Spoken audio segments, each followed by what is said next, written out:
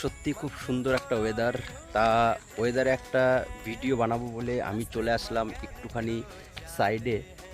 তো দেখো, আজকে যে আমার বাইকটা এখানে দাঁড়িয়ে আছে, আর বাইকের লুকটা দেখো, শুধু ফ্রন্ট, শুধু লুকটা দেখো, ফ্রন্ট সাইড।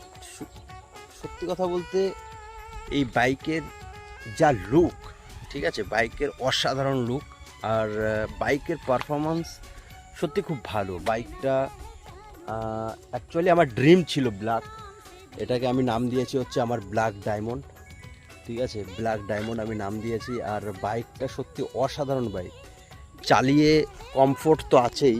আর তার সাথে সাথে কিন্তু অ্যাকচুয়ালি অনেকে প্রশ্ন করবে যে দাদা মাইলেজটা কেমন। মাইলেজটা দেখো, আমি এখনও বাইকটা নতুন নিয়েছি, আর এখনও মাইলেজটা সেই হিসাবে আমি কিন্তু এখনও চেক করিনি।